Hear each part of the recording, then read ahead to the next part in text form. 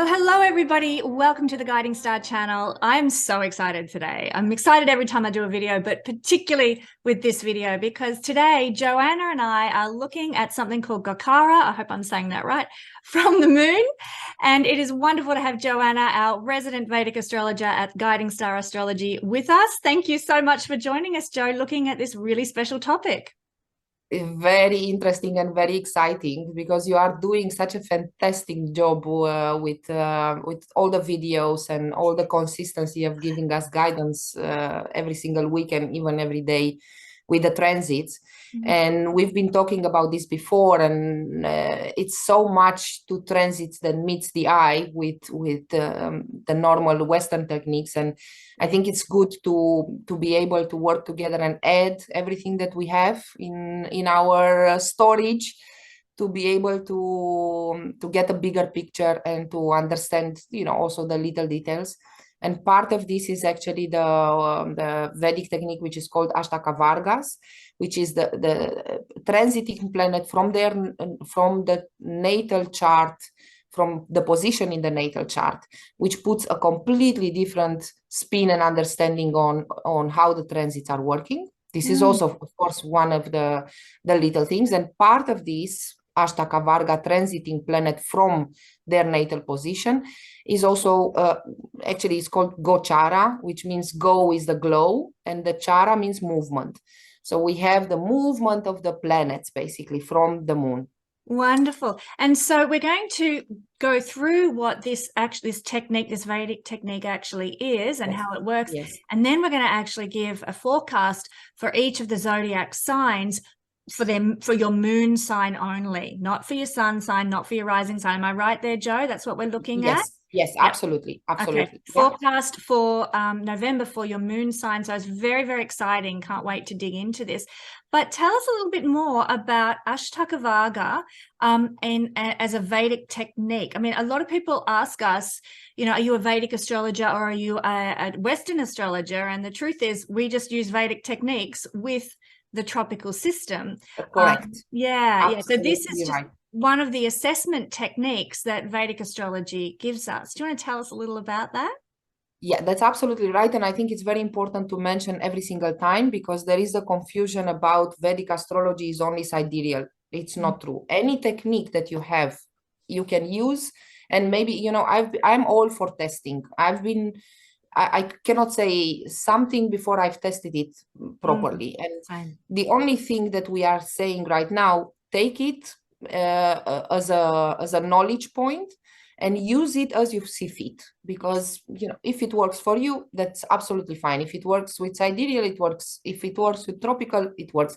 We are just mentioning techniques and knowledge that we have.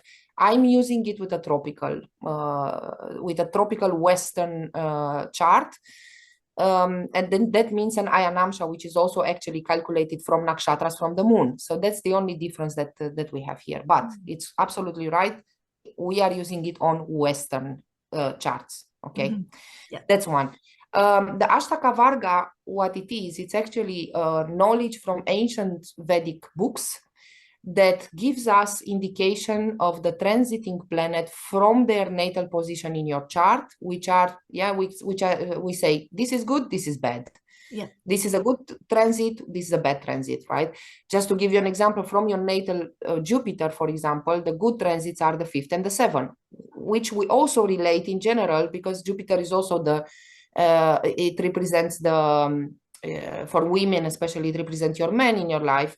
It represents children. So it makes sense, right? It's a logical point that we will have a transiting in the 5th from your natal Jupiter, which will represent children or will give you concrete things regarding your children or even, create a conception or such. And the 7th house, which is also a house of conception and relationships and so on. So that's when any planet is transiting in the 5th house? I'm just mentioning Jupiter himself. So Jupiter transiting from your natal Jupiter. So you have Jupiter in, let's put it in Virgo, Then the transiting Jupiter in Capricorn, that will be the critical transit. We call them critical transits. And then you have Jupiter transiting, like we have it right now, in Pisces, that will be in the 7th from your natal Jupiter. So you bet there is a connotation, and that will give concrete things on relationships. Now, if for example, you have in Pisces also your 7th ruler, the planet that rules your 7th house, that's even extra indication that it will get you in. This transit will actually indicate a relationship. Of course, the quality of the relationship. So we are talking about concrete things, and then the quality of the things. That's something very different, isn't it? Completely different, because, for example, if you have Jupiter in Virgo, Jupiter is in an enemy sign. Jupiter is not going to perform that well. So you only get as good as is your natal chart, right? You get something that is going to be stressful. It's a stressful point of relationship, but Jupiter in transit does well in Pisces because it's in its own sign. So now you have to, it will average out. It will average out. But the natal chart is the map and the imprint of your life. So everything that the concrete events and the transiting planets give us in concrete life, it will be very much related to how good the natal chart indication is. Yes. And it's always, I've noticed always, it's always half-half. We cannot say always like this is the worst thing in. Yes, there are some moments in our life when how planets work together that will bring the worst side of it, and then the best side of it. It will depend. This is timing relating technique. So it happens in our life, but it doesn't mean that in general all the planets will be half-half. Sometimes more on the worse side, sometimes better, better than worse. But so by half-half, you mean giving positive results or giving difficult results? A lot of the time that's based on our perception too of what is difficult and what is a blessing. Right. And that's where the moon comes in. Yes. That's why the Gochara from the moon and the transits from the moon are very, very important. Why?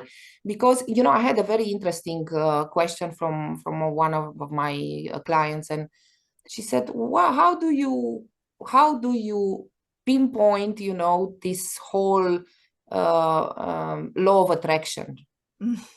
Yeah, good question. Good question. Very good question, right? Because, it makes total sense that this law of attraction also sometimes works. But can you imagine if we would get upset with somebody and then we wish for them to, break a leg, and then that happens? It doesn't work like that, right? Yes, we are perceiving the law of attraction of only attracting good things in our lives, but how do we know that those are good things? Because it's all relative to our mood. Our mood is our moon. So, and then you get something that you wish for, and it's a completely different context in your life, and you don't want it anymore. And it's the worst thing that could happen to you, right? Yeah. At that moment, although a month ago you wanted it very badly. So, you see how this moon comes in. Why? Because the sun is square, the moon is round. The sun is our consistency and our inspiration, our our individuality. And then the moon comes in. Sorry, by the sun is square. What do you mean by that? In Vedic astrology, the sun is square, the moon is round. The sun has to be square because it's the sun represents the consistency in our life. And it has to stay on its position, right? So it's not literally square, but it has square qualities. Is that what you're saying? It has square qualities, right? Because it has to be fast and fixed, and it has to give us the consistency in our life for our inspiration. We always need to follow our inspiration, right? Which is the divine inspiration, which comes from the sun. And the moon is the one that rolls things. The moon is the one that is round, and it needs to be flexible. Yes. And the moon, what it does, it gives the support to the sun by rolling things around it so that it can, offer us the possibility to be who we really are, which is the sun, right? And the moon, the interesting thing about the moon is that the moon doesn't have any enemy as a planet. Yeah, it doesn't. The only way that the moon gets hurt is by being conjunct with Saturn, because Saturn hurts everybody, right? Yes, it does. Or it can create a lot of extremes when it's with the nodes, with the north node and the south node. Okay. So With it's the not south exactly node, hurt when it's with the nodes, but it creates extreme conditions in life. Is that what you're saying? it creates extreme conditions because it creates extreme clinginess, right? When it's with the south node, it clings very strongly to only, I will only do this if it feels right. And sometimes, you know, that's the nature of our feelings. They change all the time.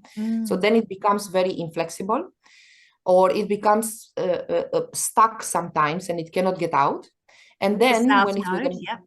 yeah, with the south node, and then it becomes very haphazard with the north node because it makes a lot of assumptions. That's Right. the nature of the north node. It makes assumptions that I will, if I get that, I will feel that. So then it becomes unpredictable, and it becomes very how do I call it? It opens itself up to disappointment because you're basing things on assumptions that then don't manifest. Exactly right. Yeah. Exactly right. And the other way that when it's debilitated in Scorpio, that's also when the moon becomes very clingy. It Is doesn't, that the first 3 degrees of Scorpio? first 3 degrees of Scorpio. Yeah. And then it bases emotions, and it will only do things based on some emotions. That Scorpio is the, if you think about it, Scorpio is the genital organs that have no bone.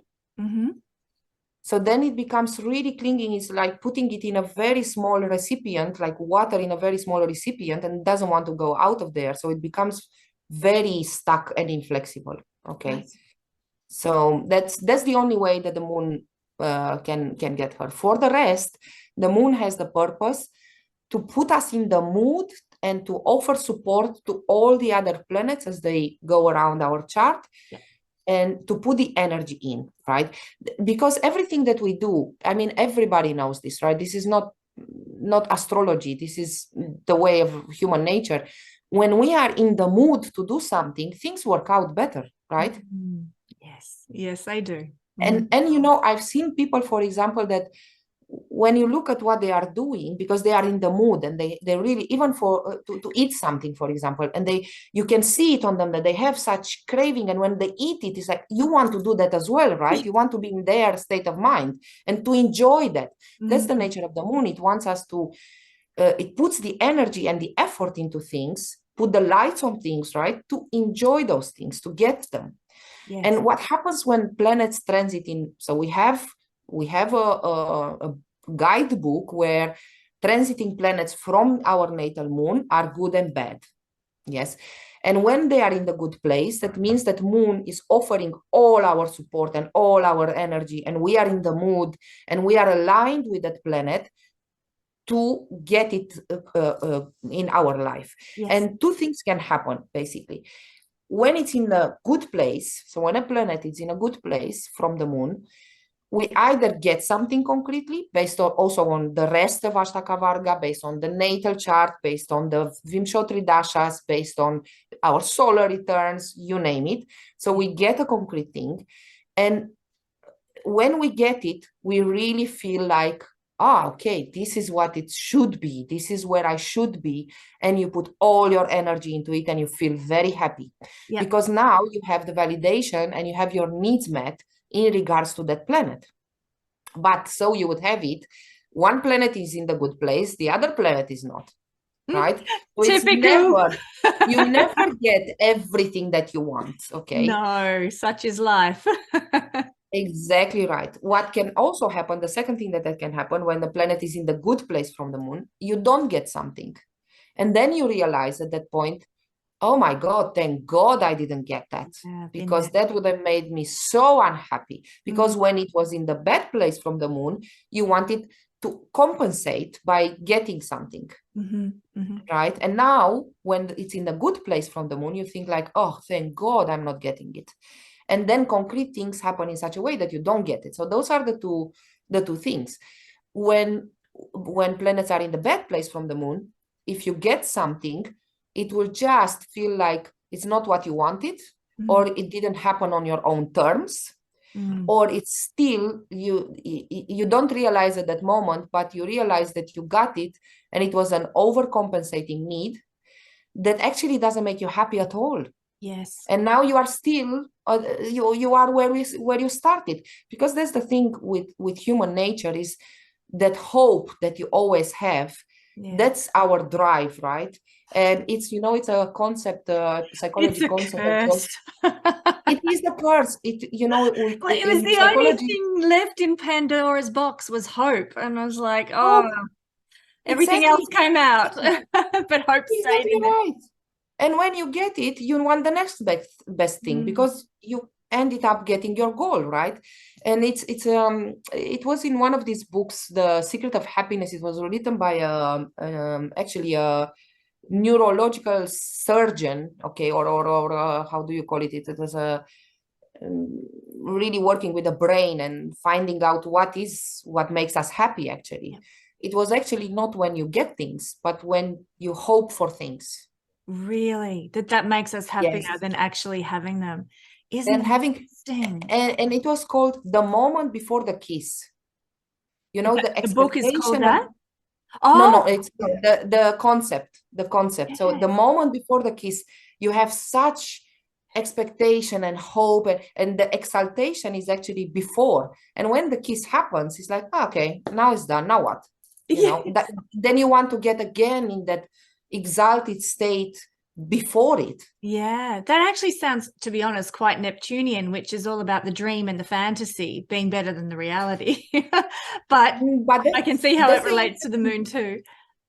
Yeah, and that's the interesting thing about Neptune. Neptune is actually our connecting route with the divine. And the thing is that when you have a good Neptune transit, or you have whatever Neptune transit you have, then is when we realize how far we are, ourselves, our ego, how far it is from being connecting to the divine. Yeah. You know, that's why Neptune transits, and that's why we call them foggy, or, you know, in those lines, is because we are very far away from being connecting to the divine. And that's the interesting thing about the moon, because I had another interesting chat with another client friend of mine. And she said, no, my ego is my ego. I don't want to give up my ego. Well, the sun is not the ego. The sun is who you really are, your individuality. Nobody says that you have to give up that. Moon is lovesick. Moon is the one that creates separation from the divine. And that's why the moon is so important. And when we have a good transit from the moon, then we are more connected. Our ego is getting validated, and in that way it connects to the divine, and we are not separated anymore. And that's the whole idea, because, you know, needs, what are needs, and the definition of happiness is not getting our needs met. When you have needs, it means that you want to compensate for something, because otherwise you don't need it. If you have it, you don't need it, right? That's the interesting thing. And happiness is actually absence of misery. Because you don't need anything, you don't feel miserable. It's just the nature of our needs. What are our needs? Our needs are, I'm separated from everything else, and I need this, me. That's, you know, that's the thing about the moon. And that's why we need to look at the moon very carefully, and we need to treat the moon for what it is. And of course, I mean, its whole purpose is to give us power. It's like putting the woods in the fire to keep the fire going. That's what we need. We need the moon, and we need a hope. And the moon is also our imagination. You know, when you are in a depressive state, the whole problem is that we do not have the imagination to imagine how things would be better. We don't see ourselves. That's the imagination. That's why, for example, we call this transiting Saturn on the moon, in the sign of the moon. It also is in the 12th from the moon and the 2nd from the moon, but especially when it's in the house of the moon. In the house of the moon. That's why it makes it so difficult, because we cannot have the imagination of things getting better. We just feel stuck, and we feel like nothing that we need is given to us. And if we look concretely on paper, on the concrete events, it's not necessarily true. Of course, sure, it can happen that you lose members of your family, or you lose things in your life when that happens, or the whole thing is that you lose the support of other people or some things in your life, which can be financially or people, or that you lose in your life. It can be, yes, with some other combinations, not only given by the transit, no, but that enhances, you know, that feeling of I'm alone on the world, and you don't have that imagination and energy to put the energy into life to get things better. So this is basically maybe it's a high level overview of why this is important and why do we need to add to this. Again, we are just adding everything that the wonderful Ksenia is giving to us every single week with the weekly reports, and you know, everything we are just adding on top of that. So it's extra bonus for everybody with a different perspective and a different technique that you really won't find anywhere else on YouTube at this point in time, as far as I'm aware, to do a Gochara from the moon. I think there are some you know, astrologers from India talking about it here and there. Of course I would, yes. Yeah, there are a few, so you can always look into that as well. And I made here a little bit of an overview of for each sign of where the position of the planets is this week. Especially we have the lunar eclipse this week, so it's totally, I think it makes sense and it's appropriate to talk about this moon. Yes, because it's going to be the start of this week, this lunar eclipse that we have it, and the moon will be in Taurus, where it's its best position, because moon gets exalted in Taurus, and then it will be in its what we call Mula Trikona. We lost the moon. Oh no! I hope that's not an omen. I was going to put it in a conjunction with Uranus, as it will be for the eclipse. There. Okay. So what is going on here? So let's imagine. So now currently the transit. This is the transiting chart of the planets, how they are transiting right now and this week, and we took it as an example, this one, just to understand a little bit what this means. So imagine now that we have you have your natal moon in Aries. Okay, so what is going on with the natal moon in Aries, where the transiting planets are from Aries? Okay, so we have the moon will be in the second house from Aries. Okay, this is not particularly a good place of the moon from its natal moon. I took the moon first because this is the star. So but for everyone watching this, sorry to interrupt, Joe, I just want to make it clear. This is only for your moon sign. This is a forecast for your moon sign only. So you need to know where your moon is, not your rising sign and not your sun sign. Okay. So needs to be very clear about this. Otherwise, it's not applicable. It won't work.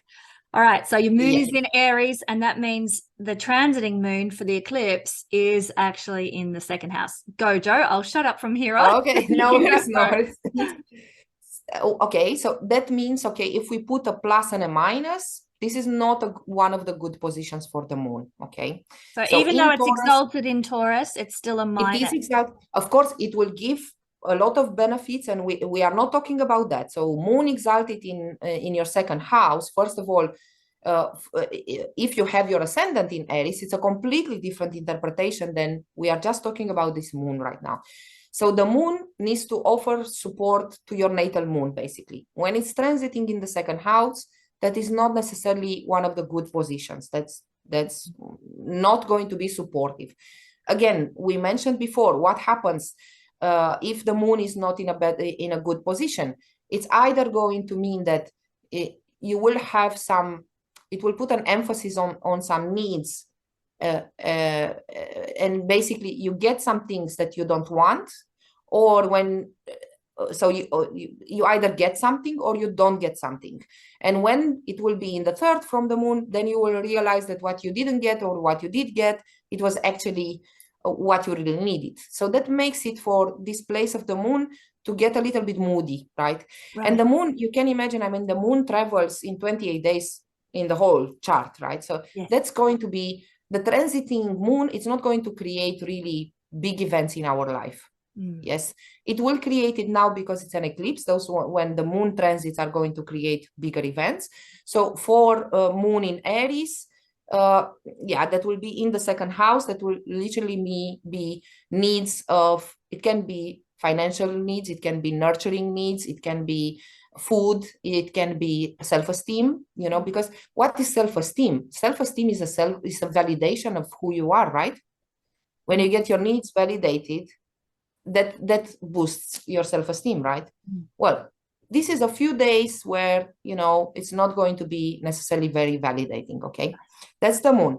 Then the sun is going to be in the 8th from Aries, right?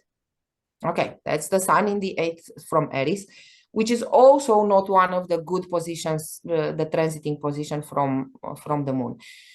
What it means when the sun is not in a good position, it means that the moon is not willing to offer support for something consistent in your life. So now things, you know, the things that happen in your life are not going to be consistent because the sun is the consistency, and the moon, your needs, are not supportive of who you really are, the sun, right? So now you feel a little bit devalidated because, you know, you don't get your you are not putting the gas on who you really are. You are busy with other things that are not supportive of who you really are. And that creates, you know, a little bit of feeling a little bit unbalanced in the consistency in your life. Okay. Wow, When Aries, with an eclipse happening and feeling that way, that's going to be an interesting outcome for Aries. It is. But then we have, again, one of the best how do I call it, signs in this transit, it's actually Aries. Right. Because we have 4 planets that are extremely supportive. And one of them is actually Saturn, which is in the 11, yes, from Aries. The moon. And this is one of the most critical and crucial transit that you have, where the moon is actually offering support to Saturn to do the hard work and to give you something for a very long time that you can count on in your life. And this is one of the most stable and solid transit that you can actually have. And all the other planets, because they are moving so quickly, well, Saturn and Jupiter are the big guys, and Mars, you know, is very chaotic on how it transits because it goes retrograde, and you just can't follow Mars. You cannot say it's 2.5 years maybe that takes the transiting chart, but it's just very chaotic. Mars is also one of the very important planets in the chart. Actually, I've seen actually hurt Mars doing much more damage than a hurt Saturn in charts. Right. Yeah. And Saturn, you can imagine that the transiting Saturn is giving you something. Saturn can give bigger benefits than Jupiter. Jupiter has a very weird way of giving us something, mostly by protecting you from something that you don't even realize. Instead of giving you something on a platter, it's just taking you away from things that would actually have been, you know, getting you into the black hole. Yep. And we don't see that. That's what Jupiter does astronomically out there. He protects the inner planets from all the comets and asteroids and what have you. That's makes perfect sense. That's how he behaves. Yeah. But the problem is that we take everything for granted and we don't see that. And then we think like, oh, but I had this Jupiter transit and, you know, everybody says that it should, you know, bring, I don't know what, wealth. And it's like, well, it might have actually taken you away from some bad decisions, you know, and that was the gift of Jupiter, you know. Makes sense. You know, so that's it. But we don't see that, you know. We expect this Jupiter to bring everything on a platter and give us everything, and it's just not working that way, you know.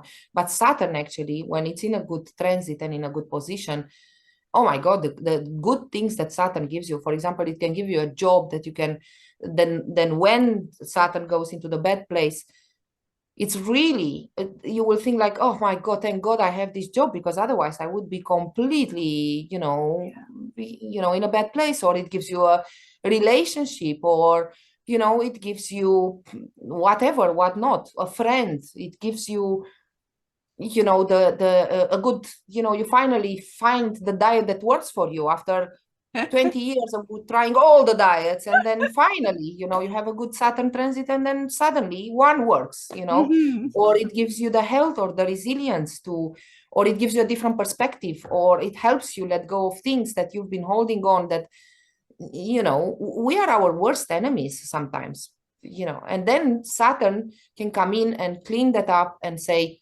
okay, now I'm done and dusted. I'm done with that, you know. So Aries people are getting something beneficial, and they have been in that state for the last 2 Yes. years while Saturn's been there, getting something that's going to be enduring for them going forward in life, and give them some blessing for the long term, which I think is, yeah, fabulous. Yeah. Yeah. And it can be, you know, even if on our relative perception, you got divorced, that's a good thing. That's a good thing, because that was something that was not working in your life, and it was making you sick, and you didn't realize it. And, you know, that's something that's giving you something. Saturn is always in a good transit, and the moon, what it does, it offers all the support for Saturn to do the work, to do the hard work. Saturn is the hard work, and you need to clean your room, and suddenly, you know, you have room for everything else. Suddenly you have an empty room, and then now somebody comes into your life because you cleaned your garage. Yes. And they have a place to put their car. Before that, you know, all these energies, they all work together, right? So that's the good, that's the best, one of the best positions is Aries. Aries, go Aries. And the other good thing is Mars is in the third from the moon. Mars, Gemini down here. Mars is in the third from the moon. That's one of the good places. The big guys, the what we call malefics, they are not malefics, but the planets that really put us to work are good in the from the moon in 3rd, 6th, and 11. Yes, which are the difficult places in our chart. Okay. Now, what Mars does in the 3rd from the moon is actually finally helping you. If you've been struggling and dealing with problems, Mars is the problem solver. Mars comes in very quickly, the general comes in and solves the problem. So, and it's also the logical thing. So now the moon is supportive of Mars in finding the logical way to solve problems. So the moon is happier and gets its need met, because happiness is absence of misery. The less problems you have, the happier you will be. So Mars is coming in here and says, okay, now is the time. So if you've been, what do we mean by problems? You can imagine, even if, for example, you need to go cook. That's a problematical thing, because you need to get off the couch, go buy groceries, come back home and cook. That is just a little problem that we have in our life. You have to see that as well, right? So now you have less of those problems, and you find a logical way to solve all those problems. And now, if you were, you know, going to the grocery store with a car and it took you 15 minutes, and you discover a supermarket that's closer to you, and then you lose less time. That's solving a problem. It's just a little thing, but it can be bigger things as well. So if you've been dealing with a difficult coworker or with problems with your siblings, now is finally the time to figure out the logical way that your life can be improved and the quality of life can be better. And it can be with anything. Yeah.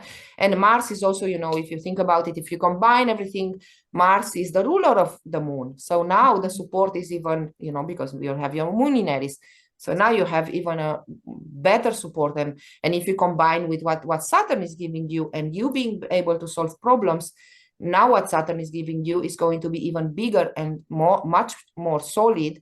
And it will really boost your life in a very, very steady, long-term way. These are the lifetime, you know, transiting, life-changing transits, right? When Mars and Saturn give you something that is very positive. Okay. Wonderful. Okay. So Mars is going to be in Gemini until sort of the end of January, from recollection. 24th of April. Thank you. April. Yes. Oh, wow. Yes. Okay. So he turns direct on the 12th of January. And March. Sorry. My forgive me. 24th of March. 24th of March is Saturn leaving Aquarius and Mars. Pisces, and Mars leaving Gemini and moving into Cancer. Is that right? Wow. Yes. Okay. So this it's all is going to really happen Power. This is power time. Is the last 100 meters of for Aries moon. This is the power that, you know, when you are sprinting and you need to give all you got the last 20 seconds. This is it for Aries. Wonderful, wonderful. Okay. And then we have Mercury, which is in the 8th from the moon, which is a supportive place as well. Up here with the sun. Yes. So Mercury and Venus, they are both in a good place from the moon in the 8th. They are in a good position. Of course, Mercury and Venus, they go along with the sun. So this is the transit that, you know, it doesn't last. It's mostly a month. Yes. And not even. Sometimes, you know, Venus moves faster than the sun. It doesn't happen very often, but in general, it can be even 2 signs before or behind the sun. That happens sometimes as well. So yeah, those are, you know, the faster moving planets, moon, sun, Mercury, and Venus. They are, you know, just mood kind of things. But when you get the support, especially being in the 8th from the moon, you get very supportive other people values. Basically, they give you support with everything. It can be, you know, or it can be very supportive surprises. Basically, things come into your life that are very surprising even to you, and you suddenly find out that things are just working out just like that, you know. And you get, and the most important thing is Venus here, because Venus and Mercury are the human planets. Let's call them like that. They are the Earth planets, right? Because all the other planets, they are the earthly planets. That's why, for example, Venus and Jupiter, they don't work well together. You will say, what? Yeah, really, because it's not your purpose to get money and food in life. That's not the purpose in life. That's not why we are born here. When you have Jupiter and Venus together, then you are only focused on getting, you know, only the earthly things, you know, to don't do anything. That's not how it works, right? But when Venus and Mercury are in the 8th from the moon, you get all the validation you need from all the other people. Great. So that's really supportive. Okay. So now you have the big guys giving you concrete things in your life that you can hold on to. You solve your problems and you get the validation for who you are and what you are doing. You get your ego validated. How and that lovely, Aries. really boosts your self-esteem. Okay. And what about Jupiter now being in the 12th house from the moon? That is not a good transit. That is not a good transit. That will create a payment. So you get these good things in your life, you need to make sacrifices. You need to pay for this. Okay.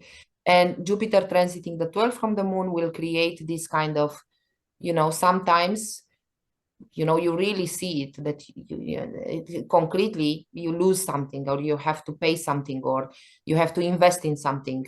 That is, and the tricky thing is with Jupiter is that the moon is not supportive of the purpose. So you don't see what is the purpose of all this. So that creates, you know, the half, because now Aries moon people will say, yeah, you say all these wonderful things, but nothing is like that. It's because this Jupiter is not, the moon is not supportive of Jupiter, so you don't see the purpose of it. You simply don't see it. It's in a hidden house, and it feels like a complete drudgery to do all that, you know, just doesn't feel right because of that. Okay, that's the tricky thing. That's why you need to combine all of them. Okay, so it's moon is not supportive of the sun, so it says and Jupiter, moon is not supportive of Jupiter, so now the purpose and who you really are, you don't see it. You don't see that this is part of your purpose and of who you really are. Although, if you look at your life, you actually are getting quite a few concrete things, not without stress, depending also on your chart, what the concrete things are. It's not without stress, but still, if you, in 6 months, we will talk again with Aries moon, and then they will say, oh, wow. Yes. Now it makes sense. Yes. That's it. Okay, so let's move a little bit to Taurus. Okay, so moon in Taurus. Okay, now you would think this is the moon is also, you have a moon return on top of the eclipse. Yes. If you have if you would have your sun in Scorpio, let's say, and your moon, and then you will be completely, totally okay. Now it's, your life is changing completely. Okay. It depends as well where your ascendant is and so on. So moon in Taurus does very well. Yes, that's why we think, okay, even if this eclipse is manic and chaotic and it's all crazy all over the things, but still it will give some, through that craziness, it will still give very good results because moon is in such a good place. Okay. Moon in Taurus does great. It's its exaltation sign in the first 30 degrees, but it's in Mula Tricona for the rest of the sign. So moon does great here. So Taurus, yes, moon, and the transit from the moon in the first from the moon is also a good positive transit. Right. That means that you get the chance to put all your energy and all your power in whatever it is that you want to do in your life. Okay. It's only that you are the one that needs to make a choice because, like we said before, you cannot fly and swim in the same time. You need to choose, right? Yes. You need to make a choice there. And the only other supportive place that we have here for Taurus is actually Jupiter in the 11 from the moon. Yes. Oh, by the way, all planets are good in the 11 from the moon. Doesn't matter what. Lovely. So that's very interesting because that's the sign of hopes and dreams.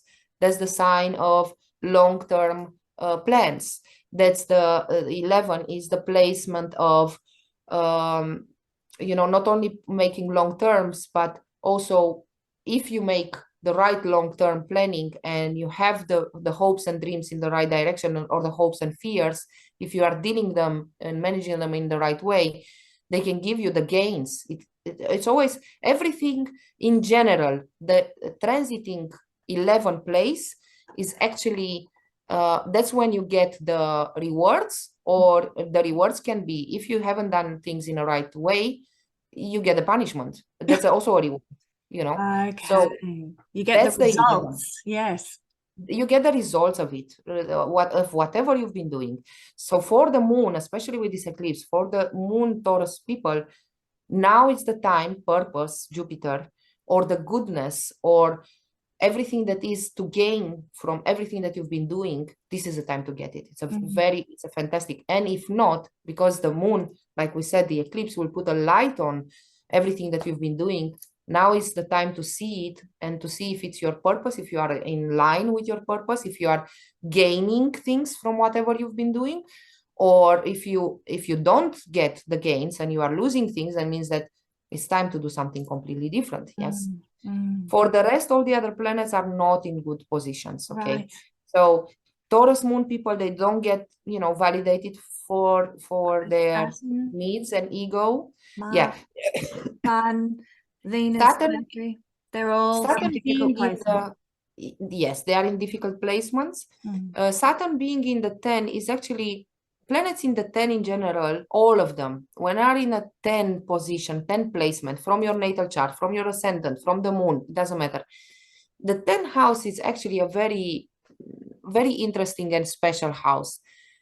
Somehow the 10th position is the best of the worst, so if you have the worst positions, that's the best place. So actually Saturn being in the 10 is not that bad. It's not a bad position. It still gives you something. It's not that bad, but it's a lot of effort there. Right. Okay, in the 10th house is all the effort that you need to put in. So when transit Saturn, Saturn transits the 10th from the moon, you really have a feeling that everything you have that you do is with a lot of effort, that you need to put so much effort into getting things. And at one point it's just, sometimes you might not be in the mood to put all that effort all the time, and then you just might as well give up. It's just the nature of it. So, and Sun, Mercury and Venus will be in the 7th from your moon. Yes. Okay. That's not necessarily a good place, is because the 7th house is also completely opposite of who we really are, and the moon doesn't want to support. So now what the moon is doing with these transits, is supporting everybody else but your needs. The moon is you, is your ego, right? So now in the 7 is the complete opposite of where you need to be. It's like completely out of your house, right? And you want your needs met in your house with who you are, right?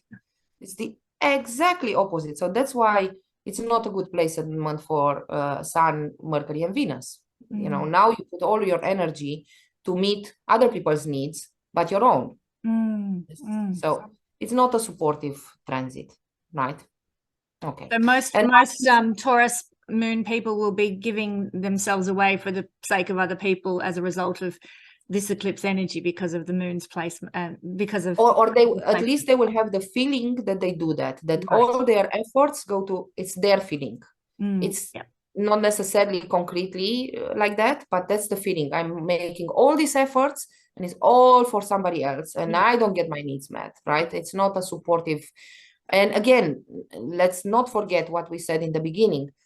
With these transits that are bad, you either get something that you feel like this is not what you wanted, or it doesn't happen in your own terms, right? Or you don't get something, and when you don't get something, it feels really bad because you don't get anything that you actually thought you needed, right? It's not that you need it, it's just overcompensating behavior, which is a completely different thing.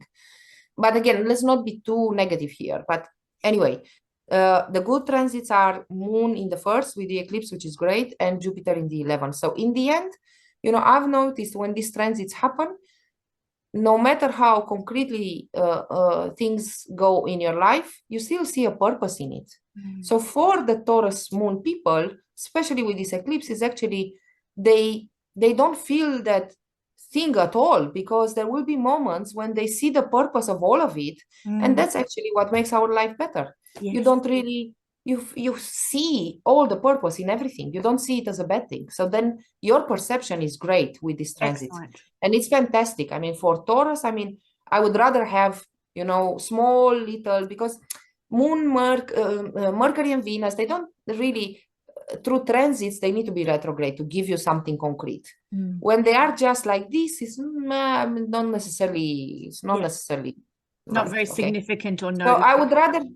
I would rather have small little things and see the purpose of it than have great things happening in my life and don't see the purpose of it. You see?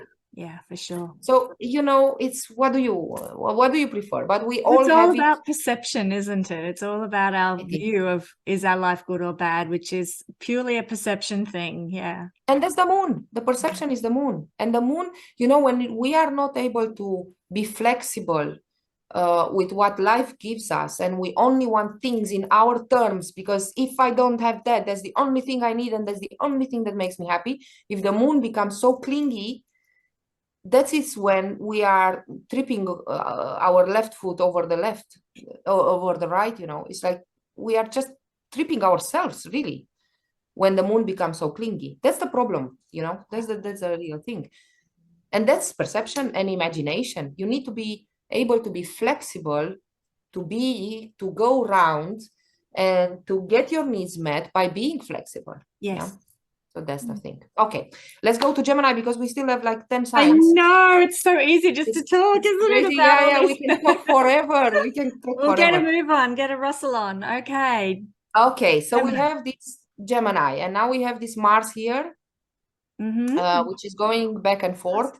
And I think we mentioned this before. Mars, I mean, everything that we see now, we sometimes blame it on retrograding Mercury, which is not necessarily true, because all this craziness and people going around like chicken without heads is because Mars is in Gemini. Mars doesn't like to be in Gemini and Virgo, because Gemini and Virgo, they are Mercury ruled signs that like to investigate things.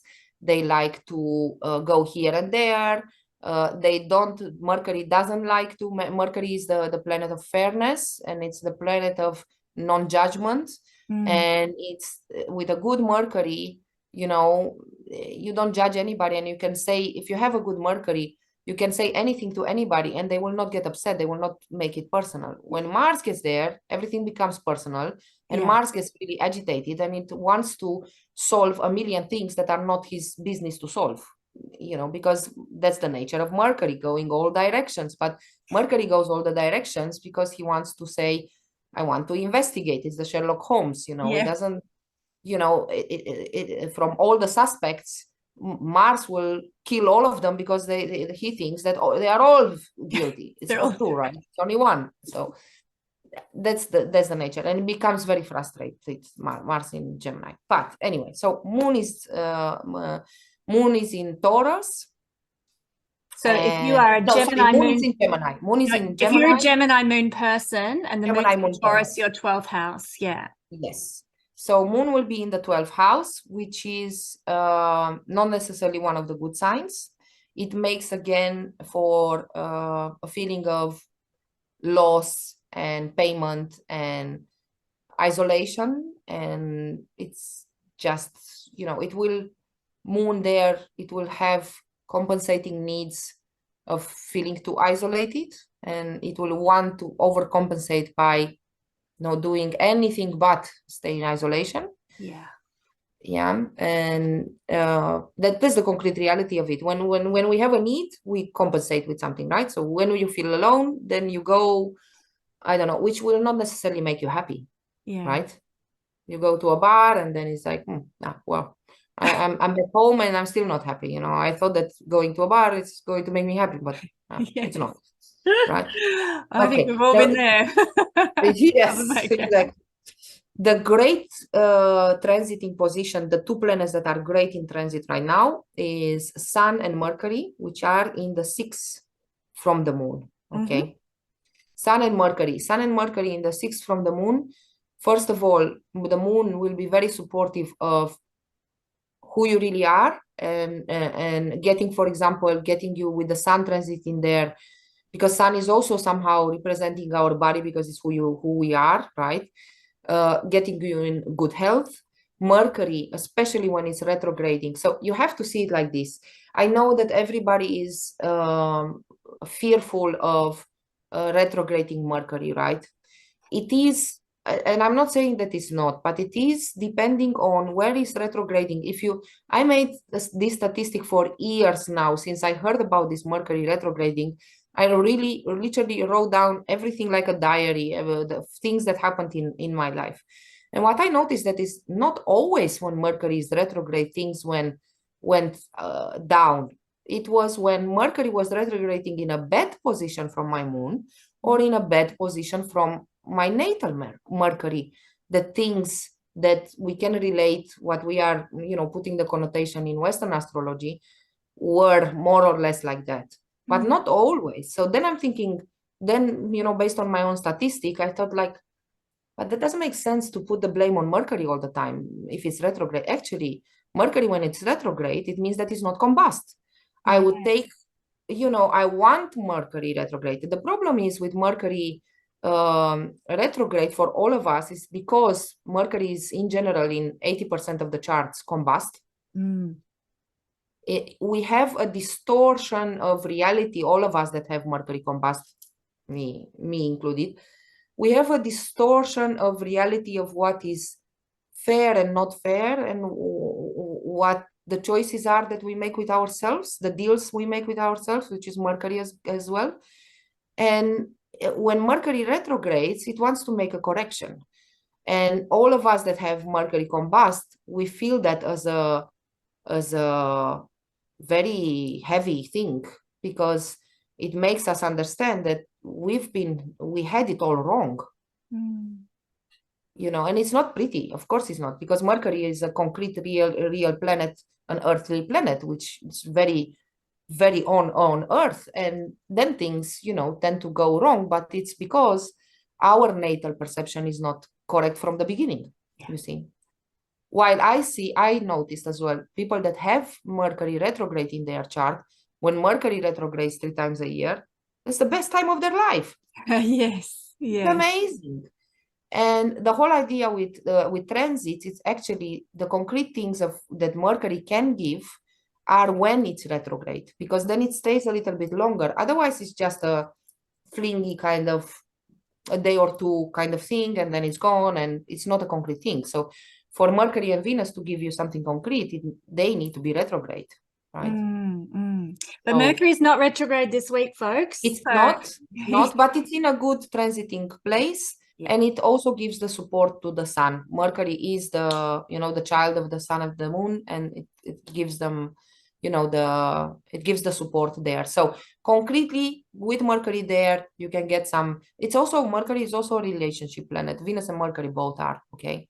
But Venus being in the 6th as well there, Venus in the 6th from the moon, Venus does fantastic. Is the only planet that is in most of the time in good places from relationship. the moon. Yeah. It's only in 3 places that is not good. That is the 6, the 10, and the 6 and the 10, actually, in only 2 places, okay? When it's in the 6 and in the 10. In the 6, it's just not, it's completely devalidating you completely. So your self-esteem is really low. And when it's in the 10 from the moon, it just puts too much work on you that it's actually not paying off at all. Venus is the trading planet, right? That's why it's also a relationship planet. It's the trade. I give you something, you give me something. Yeah. That's why Saturn is exalted there in a Venus sign. So now the trade is just not, you don't get the benefits of the trade. You only lose, right? In a trade, you don't get validated at all. So that's it. Okay, Gemini. Then we have Cancer moon. Let's see, because Cancer moon for Cancer, we actually have 3 planets that are in great position. It's the moon in the 11. Yeah, from Cancer. so that's great. Yeah. Okay, we have Venus in the 5th from the moon. Down here. Okay, and then we have Jupiter in the 9 from the moon. Okay, so for Cancer people, especially eclipse season, because we know for Cancer, we want to watch their transiting sign, but with the moon going all over the place all the time, for Cancer, especially ascendant Cancer people, the eclipses are the most important transits.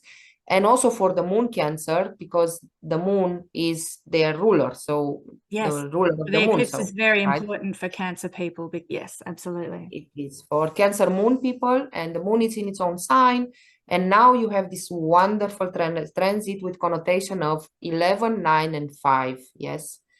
5th house is getting you lucky. The 9th house is getting you on the right track with your purpose, especially with Jupiter there.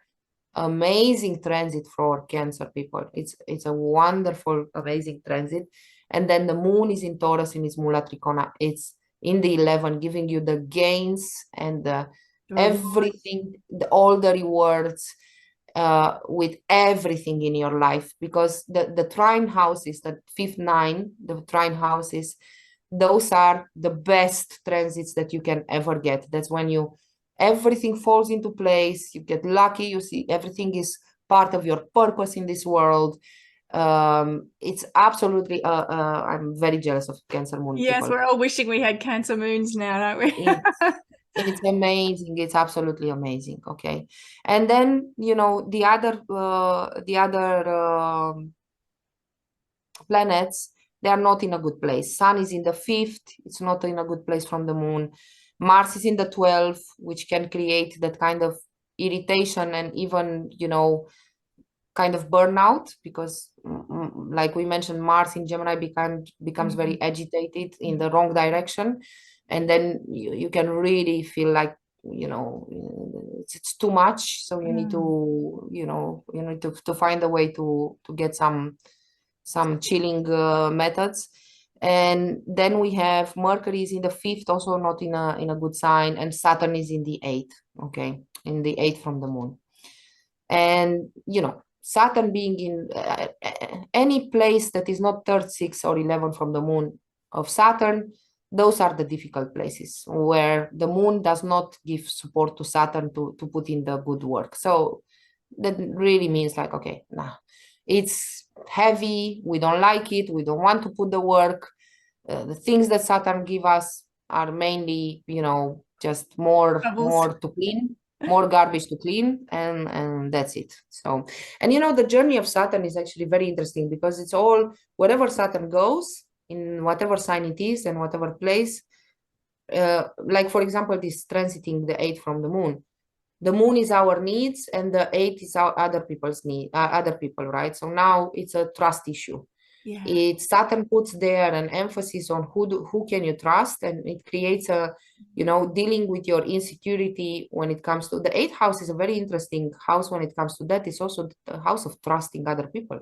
When you have a bad eighth house, that's why it can be, thieves and all that, because it's it's the trust kind of issues. And now you need to, Saturn wants you to deal with any type of insecurities when it comes to what you need from other people, when it comes to trusting them, and dealing with all that and solving all that, and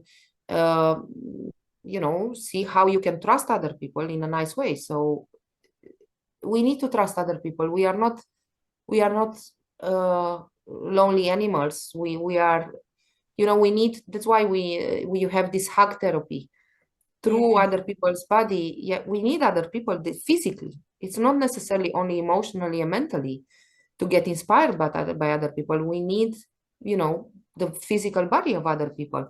And that's why the eighth house is so important. And if you don't trust other people, you cannot get, the benefits of that. So you need to work your insecurities when it comes to that. It's a heavy work. It's one of the heaviest work when moon transits the eighth, you need to. When Saturn transits the eighth. Yeah, transits Saturn the eighth, yeah. So, yeah. So that is for Cancers, Cancer people. And now we have Leo. And you will not think, but Leo is also in one of the best positions. Go Leo. We have, yes. My daughter has Leo moon. Yay. That's good. Why? Fantastic. Yeah. Fantastic. So we have the moon transiting the 10 from natal moon. Okay. We have Mars transiting the 11. So now is the time to really get the rewards and benefits for all the fighting that you've been doing with yourself, and getting finally the logical way to gain more in life and get a better quality in life because of this Mars transit, which is amazing. It's fantastic. Go Leo moon. Then we have Mercury in the fourth. Mercury is actually also from the Ashtakarvarga point. Mercury transit from your ascendant. The fourth is also one of the main things. And also in the divisional chart, Mercury rules the fourth divisional chart, which is your fair share in life. If you have a good Mercury there, then you get more share in life that you actually deserve, or for the work that you put in. Yes. And we've seen people that do so many things and they never get their fair share, right? Then we see other people that do nothing and they get more than, yes. So this is the transit for the Leo moon people, when they put the logical, so the moon supports their logical nature to improve their lives and fight the good fight and pick their good fight rather than fight the wrong fight that doesn't get them anywhere. To break some habits that they've been putting a lot of energy into with that Mars in the 11, because they realize that they are not gaining anything from it. So now it's now or never. It's like, okay, I'm done with that. I'm not gaining anything from putting that energy into that. So now it's a big shift. And also this Mercury transit, it will give them a better share than they actually put the effort into it, if they are willing to do that. So this transit, that's what it does. That's how we combine both of them, right? Yes. Because the moon is willing to be flexible enough, right? It's not clinging on anything anymore. It's flexible enough to move in the right direction and let some things go that Mars has been fighting to get them to get a better share in life with Mercury in this transit, which is great. And Venus, again, in the fourth from the moon, Venus will also do the same thing. It will also bring in the support and the validation that, yes, this is what you should do, because it gives you that validation. Wonderful. Great, right? Go Leo. Go Leo. Yeah. And then we have a Sun in the fourth, Jupiter in the eighth, and Saturn in the seventh. Okay.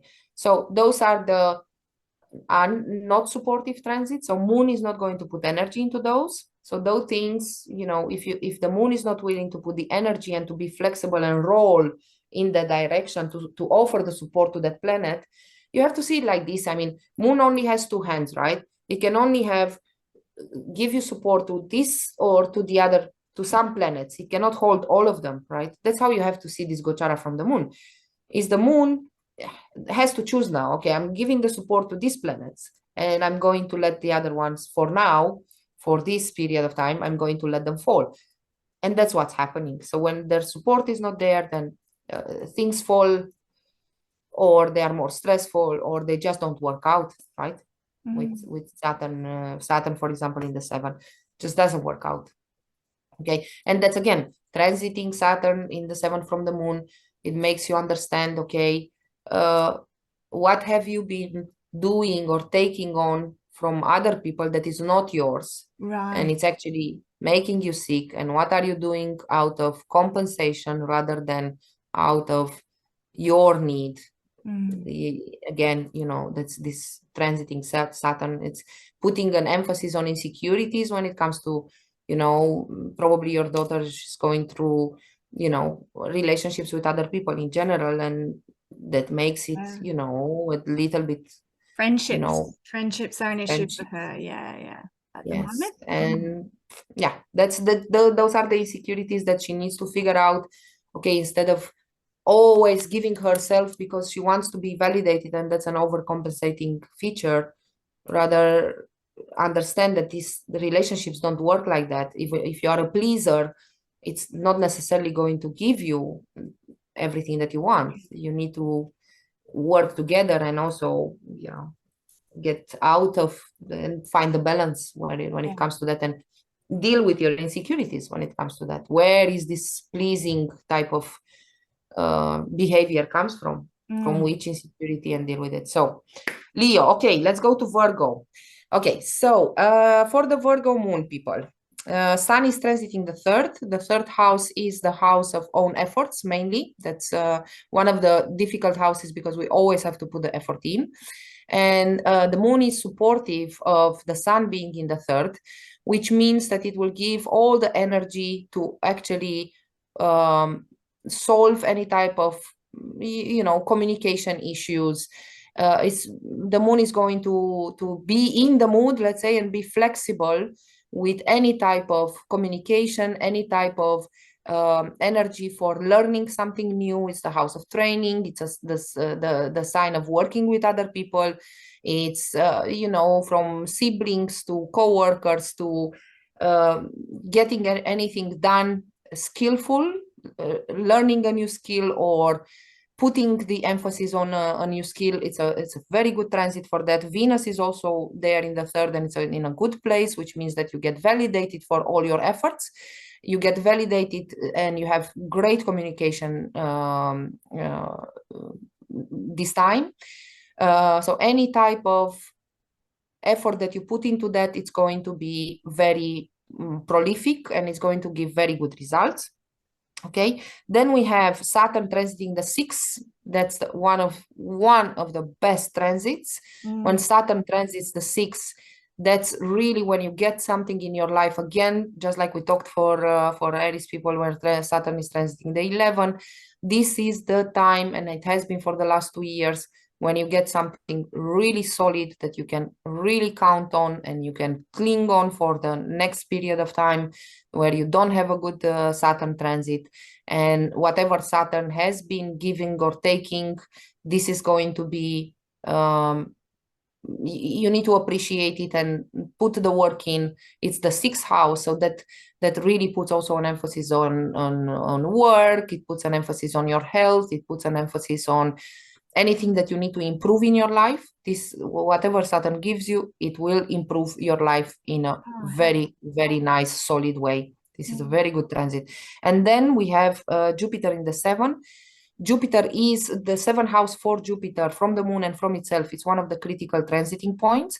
And this is something that is going to put a big emphasis and a lot of energy in finding your purpose, again, in how you fit in the world. The first is you, and the 7 is the whole world and other people. Concretely, it can also, you know, put you on a journey. It can be an internal journey, or it can be an external journey. The 7th house is the house of journeys. It can put you on a journey. Relationships are journeys, because that's the best way that we find ourselves and our purpose. And it will definitely put an emphasis in finding a purpose again in where do you fit in the world, basically, with the Jupiter transiting the 7. It can be, again, conception, children, relationships, any type of relationships. The 7th house is the 10. From the 10, it can also be your career. This is a very good benefic for Virgo moon people. It's a very good transit. The planets that are not in the good place are in the moon in the 9, Mars in the 10, and Mercury in the third house. This is not, especially for Mercury that is not retrograding, it's not really that significant.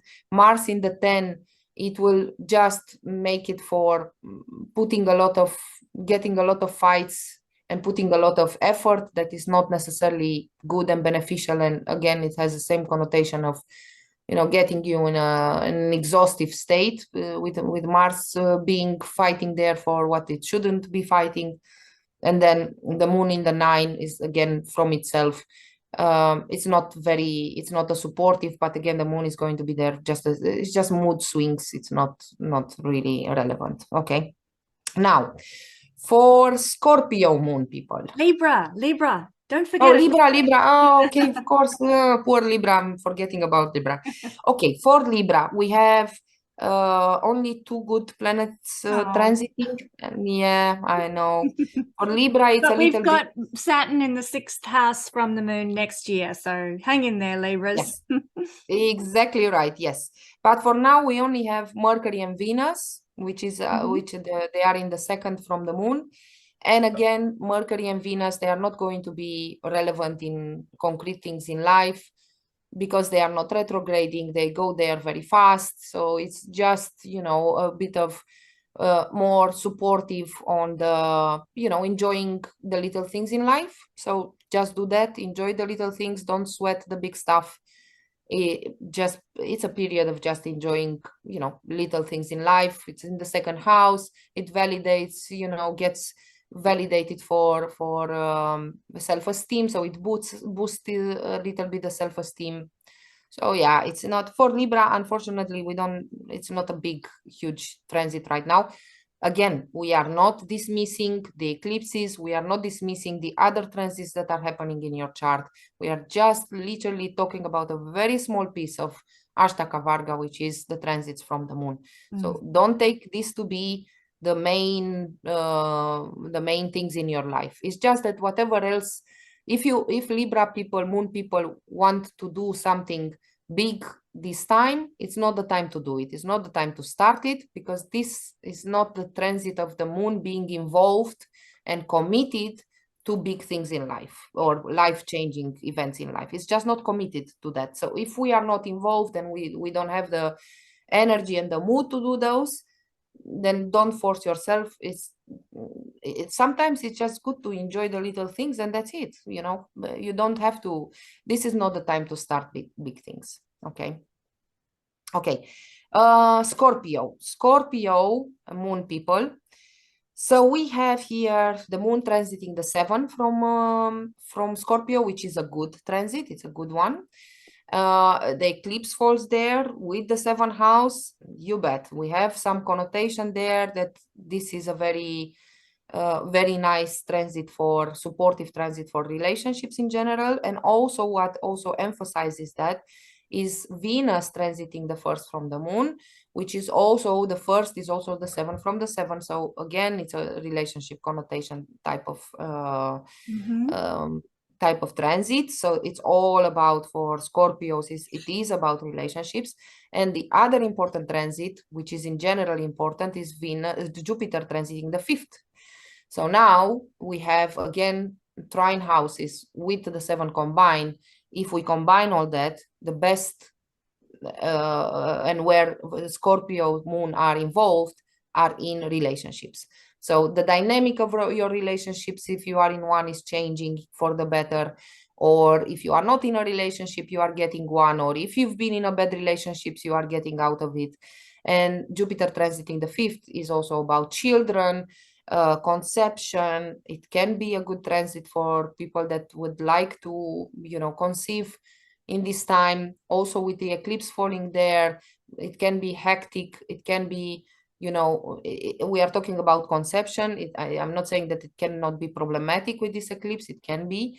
So there are some things that we need to take care of that as well, because it can lead to, with this hectic manic thing, can lead sometimes, you know, conception can be there. It doesn't necessarily need to go all the way. You just need to pay attention, and the triggering transits are about relationships. It's the focus on completely on relationships.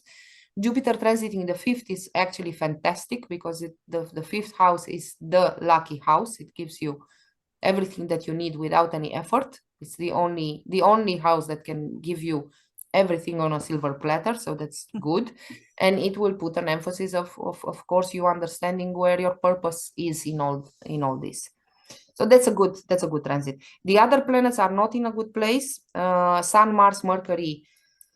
Sun and Mercury are in the first. That's not one of the good places. Mars is in the eighth, which again can create a lot of disruption. All of a sudden events, disruptions, things that you need to take care, fires that you need to put out.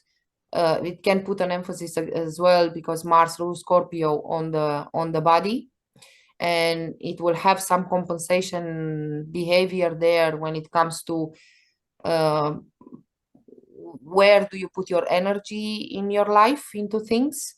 So it can get you into, because of not having a feeling that you don't get what you need from your own efforts, that you need to overcompensate. So you might, you know, be a little bit aggressive or a little bit agitated in that sense, and doing things that are not logical. Mars is also the logic.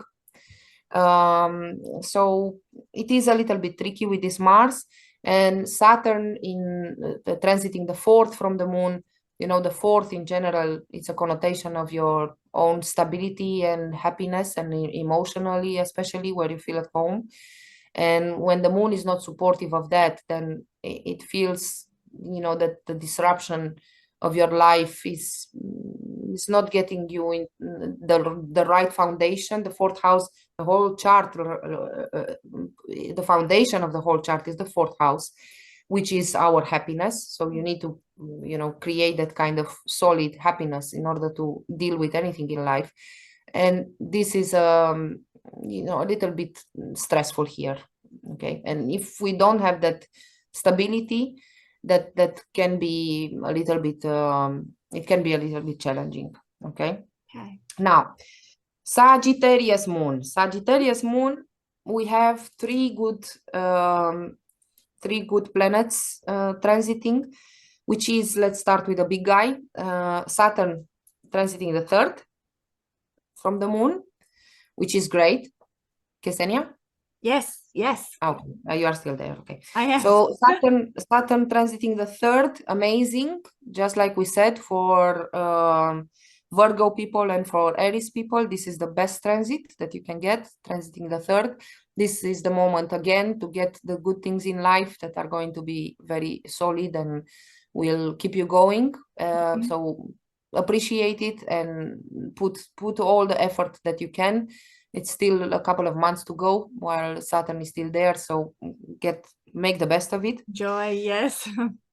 Yes. And then we have the moon transit in the sixth from itself, which again, it's one of the good transit. The moon transit in the sixth from itself is again a great support and to improve your life in all the ways possible. So you need to do that, put the energy and the effort to do that. And then the Venus transiting the 12th. Venus transiting the 12th from the moon, it literally says, now it's time to enjoy going on holidays, enjoy the good things of the 12th house. Yes, Venus is also a relationship planet. The 12th house is, you know, enjoying the pleasures of relationships. Yes. Get the most of it and make the best of this this transit like that. And then what do we have? We have Jupiter transiting the fourth. It's not one of the best places. Mercury and Sun are transiting the 12th. The Sun in general is the planet of sacrifice. That's why it's a separating factor as well. It's a sacrifice that you need to do for who you really are.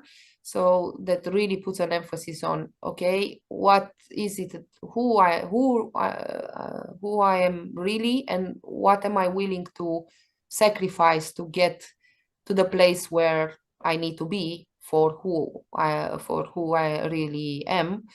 And in the 12th year, not being supported by the moon, it's not willing to make those sacrifices. So that can create a little bit of stress. And then Mercury in the 12th, again, is not offering the earthly validation, and it can create some losses there and some sacrifices with mercurial things, so communication can go a little bit lower with Mercury there. So you have the feeling that you are talking to yourself because people are not listening to what you have to say, that things are not fair, that you need to sacrifice things, that it's not fair to sacrifice them, but you need to do that. And it's a little bit stressful from that perspective. But again, Sun, Mercury, and Venus, they just changed sign in a couple of weeks. So yes, so it's only a not, short term. it's only a short term. Saturn is, though, the biggest transit that you have right now, and you need to really focus on that Saturn and what it's giving. Okay, Capricorn. Capricorn also, it's a good, they have some 4 planets transiting. Unfortunately, it's also the fast moving planet. So we have Sun in the 11, Mars in the 6, Mercury in the 11, and Venus in the 11. It's a good transit. It's good because it will give you rewards when it comes to earthly planets. They move fast, though. It's only a couple of weeks of transit. It's not a life-changing transit by any means. Mars, though, because it has been retrograding there and it's in the 6th, this is one of the better transit and the more important transit for Capricorn people, moon people. And that will literally, again, it's all about improving your life in a very logical way and giving up some things that you've been putting your energy into. Mars is the planet where that puts energy into things and fights for things and solves things. And this is the time to let go of any type of things that have not been improving your quality of life. On the contrary, you put energy into them and nothing came out of it. And finally, it's the moment, the transit, to realize that you get that feeling of, I've been making all this effort, and in the end I'm left with nothing. I have nothing to show for. And it's the time to make a decision to stop doing all those things and get into doing better things that are good for you. So that's the thing. And then we have Moon transiting the 5th. It's not a good position. Jupiter transiting the 3rd, also not a good position. And Saturn in the 2nd, also not the best position to be. But Saturn will go into the 3rd next year, so we are getting there. Yes, okay, in March. Hang in there, Capricorn. Exactly. And then we have Aquarius moon. So for Aquarius moon, we have Sun transiting the 11, which is again a good transit. And we have Mercury transiting the 10 and Jupiter transiting. Hang on. Sun is transiting the 10th, according to my chart here. Just want to verify what we've got. So if the moon's in Aquarius, the sun's in Scorpio, which makes it the 10th? Oh, yeah, of course, the 10. Okay, sorry for that. Yes, which is a good, this is a good place, the 10 and the 11 for the sun. Yeah, okay. And Mercury in the, yeah, of course. I was saying Mercury, they are in the same sign. Sorry for that. It's just a typo here in my notebook. Okay, so we have Sun and Mercury in the 10. Yes. Very, very good position. It makes it for validating and supporting efforts that are very concrete in the real world. So, it puts an emphasis on everything that you've been doing as a career. It can be anything, if you are a stay-home mom, that's also a career. So that's a good transit in the sense of aligning what you are doing every single day, the 10, with your needs. So basically you have the feeling that all your concrete job in the world, it's actually where you should be, and it's very validating. It's a very good transiting position. And then Jupiter transits the second, which again, it boosts completely your self-esteem, and it gives you all the support when it comes to finances, to go on in doing whatever you need to do. And the responsibility, it gives you the emphasis of the purpose of your responsibility on this world, and you are in the mood of doing that. You don't feel it as a heavy duty. You literally enjoy the responsibilities that you have in your life, and you have the support to do so. Okay, so that's really a good transit in that sense. It's financially supportive, self-esteem supportive, responsibility supportive. So all the responsibilities that you get right now, it's actually desirable. It's something that you really want, and you are willing to put all the effort into that. The other planets, Moon is transiting the 4th, Mars the 5th, Venus is also in the 10th. Again, there is this validation from the people around you, from the relationship, and from the trade that the trade that you are doing with Venus and things, that it's not supportive. So that might feel sometimes, it's ups and downs. And then Saturn is transiting the 1st from the Moon. And again, this is a bigger subject that we are not going to be able to cover it here. The Saturn transit of the Saturn being in the sign of your Moon, which really is a feeling of, it's very heavy. It's a very heavy transit, making for a feeling of not getting any of your needs met. And what is the point, basically, right? What is the point of doing all that if it's a constant feeling of starvation, basically, of lovesick, because it's a different thing of being alone and being lonely, right? Many of us, we can easily be alone, but not lonely. When you are alone and then you are lonely, that makes it to be very heavy. And with this transit, you can also, for example, not be alone at all, but you feel lonely inside, right? That's the starvation. You can have a house full of people and still have the feeling that those needs, none of the needs are getting met, and you just want to give up, and you don't have the insights and the view of things getting better ever. You have the feeling that this is going to be forever, and I'm never getting out of here, and it's just not working out, and nothing is working out, and it can be really, really difficult. But all the people that I know, and everybody that is above 30 has been through a Sadhasati. Exactly. We can all say, and I can promise you, people with Moon in Aquarius, you can all say that when we were out of it, out of the Sadhasati, and it's coming again for all of us, no worries.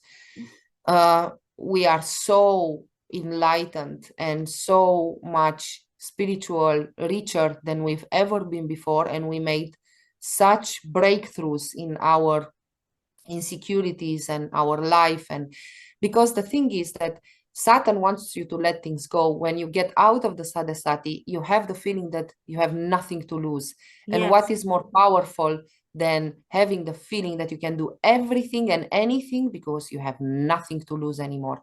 Because the thing is that we cling on our insecurities, and that's where we become vulnerable, because that's when we have things to lose, right? When we want something and we don't get it, we don't win, we are losing, right? And we feel like a loser all the time. But when you get out of that feeling, and Saturn wants to free us. And when you have that feeling of freedom and that you have nothing to lose anymore, how powerful can that be? It is, right? Amazing. The most powerful thing.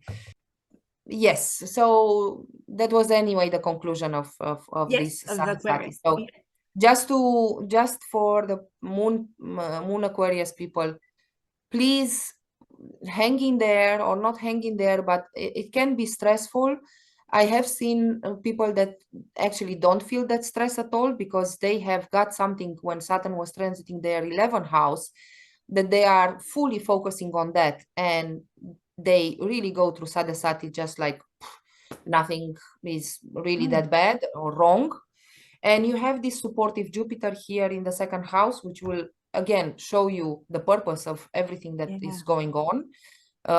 Jupiter transit it's one of the most important, especially when we have a difficult Saturn transit, because Jupiter, whatever happens, will still give you the insights of the purpose of why everything happens. So in the end, I don't think it's even that bad. And once you get out of there, believe me, everybody that has been going out has been, again, we are next step in our evolution with this transit. That's why it happens, because we need to let go of our ego, the bad ego. Again, I'm not talking about who you really are, and let's not confuse individuality with ego. Ego is a different thing. We are just going to be free of our insecurities, and we are going to, be much more powerful after this transit. So it's actually a positive, good transit, but it's difficult. Nobody says that it's easy. Nobody says it's not heavy duty, and it is a psychological type of transit. So no matter how we see it, we need a little bit of help from astrology. We need a little bit of help from talking with friends, communicating with them, trying to understand things. And that's the only way to get out of it. That you say that, because during my Sati that I had a number of years ago, that's when I discovered astrology and became fascinated by it. So in a way, those difficulties gifted me something that has stuck with me for the rest of my life now and become such a huge part of my life. So I'm grateful that I went through that darkness that led me to that resource of astrology. So it's not always all bad. Yeah. No, in the end, I mean, this is the only way to deal with it, because we are always busy with the, little things in life, and then suddenly we don't get those concrete, or we have the feeling that we don't get anything concrete in life. And it's true, sometimes it's very restrictive, Saturn transit on the concrete level in life. It gets you there to that loneliness feeling, because it wants you to go to the psychological, to the inside of things, rather than being busy with the outside of things. So, and that's not something that we always like, but it's necessary, because that's part of our human nature. That's why we are thinking, and that's why we have the biggest brain in the animal world, or not the biggest, but the most enhanced brain capacity of the animal world. Otherwise we will just be like all the other animals without consciousness. So then that's it. And again, Saturn wants to give us freedom, and the more we deal with our insecurities, the freer we are going to be. And one of the ways to do it is to go in the psychology realm, or the astrology, or whatever works for you. No problem at all. It doesn't have to be astrology, but it's one of the tools that we have at hand. So you bet. Yeah, I know many people that have gone into astrology through a Sati. Many. It's common. Yeah. So Pisces moon. Pisces moon. Okay, so we have two planets in a good position here. We have the moon in the third house. It's a good position. And we have Venus in the 9. Okay, so now we have, again, they are fast-moving planets. So they are not going to be extreme. This transit is not going to be, hugely important, but it's going to be supportive of all the other concrete things that you get in your life through the other transits, Ashtaka Varga, the planets where they are transiting your solar return, your dashas, depending on where the concrete things are. The moon and Venus, we know that they are the benefic planets, let's say, that always enhance all the other concrete things in life. It's very interesting, because even, for example, for the solar return, one of the Tajika rules is that you need to look at the moon.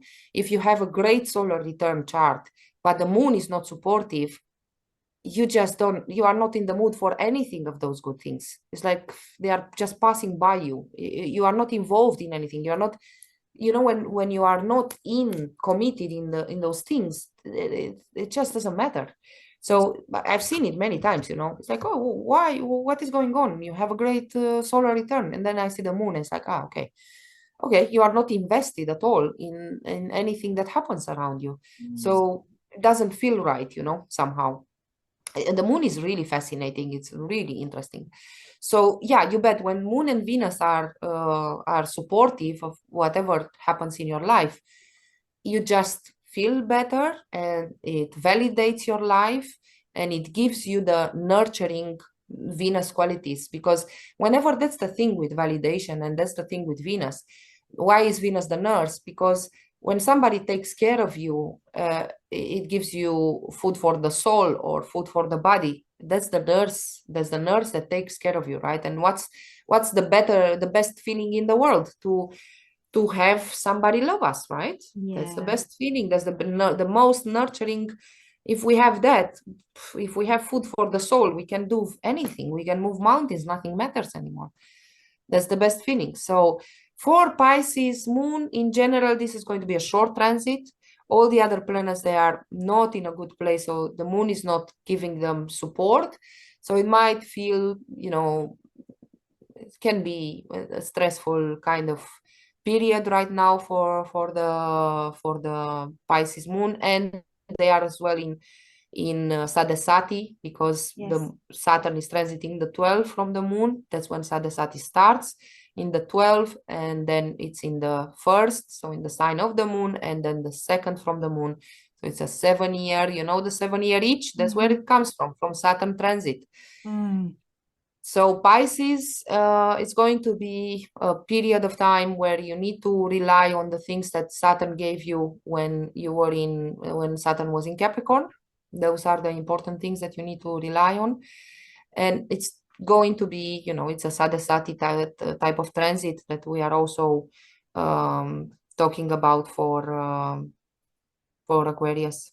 Yep, same applies. So Jupiter in the first house, how does that affect a Pisces moon person? Jupiter is in the first right now. It's in Pisces. It's in Pisces. So how does in Pisces. that? So just like we were talking before, and like our teacher was saying as well, we all expect this big guy Jupiter. Oh, he's going to be on my moon, how wonderful. And then it's complete disappointment. Like, nope, not that way. Jupiter in the first, it's in its own sign. So a lot of things happen to Jupiter right now. When we are strictly talking about the transit from the moon, Jupiter transiting the first from the moon or being on top of the moon, it's not a positive transit. It's not a good transit. It's because moon doesn't support Jupiter being in the same sign. For some reason, it fades away the need of the purpose, or it makes it difficult in the sense that you realize that whatever your needs were, the moon, are not aligned with the purpose of your life. Right. And it can be quite struggling, with this transit. But again, let's not forget Jupiter being in Pisces, it's an own sign. It depends where it is in the sign of from your ascendant, where it is in the sign from your Jupiter. So there are a lot of other great things that can happen concretely. However, this is the transit when you realize that your needs, whatever you thought you needed, it's not aligned with your purpose, with Jupiter. And then you need to, of course, it's a good transit in the sense that you need to align again, but you don't see it necessarily. And this is one of the transits where, we have this kind of feeling that we don't understand that Jupiter probably didn't give us something that to meet our needs, but it was actually a good thing. One of the transits that we were talking about in the beginning of the video, yes, when we said, okay, Jupiter, the biggest benefit of Jupiter transit is that it takes you away from disaster and you don't see it, right? We take it from granted that it should have been like that, but that's why it's the lucky planet. You get lucky that you are not, you have an accident, and thank God it was not worse, right? That's what that's Jupiter. That's what it does with the moon. It says, yep, your needs are not aligned with the purpose that you have in your life. So that can concretely mean, that you just don't get something that you thought you needed. Yeah. And then when Struggle. it's going to go in the second, then it's when you think like, oh, thank God I didn't get this. Oh, look what would have happened if I would have gotten it. Yes. How many times didn't happen in our life that we thought, oh, I really, really wanted that and I really needed that to be happy. And in the end, it's like, more, not really, right? Yeah, totally. That happens so much. I Yeah. think Garth Brooks, the country singer in America, sang a song along those lines at one point. I think it was called Unanswered Prayers. Sometimes I thank God for unanswered prayers, which I think was a Yeah, right, very right, relevant, right. yeah, to what we're talking about. So I've popped my astro wheel away, but this has Okay. been so fun, Joe, to go through all the signs, looking at their transits from the moon. And I've learnt heaps by observing what you've been sharing with us. And I want to say thank you so much for that, because you always expand my mind and my understanding whenever we have a chat. Did you have I anything else need you wanted to add?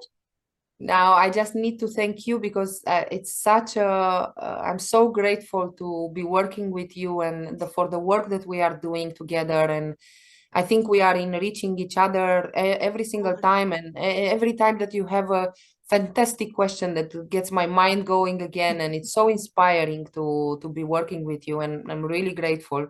And I'm grateful that we can put all, all the knowledge together that we have. I mean, what was that saying? One is better, two is better than one, or what was it? Absolutely. Yes, You that's know, true. I think that's in the Bible. Yes, actually. And increase the power Ecclesiastes with, or someone. yeah, and it's all for one and one for all, right? The three musketeers. So Yeah.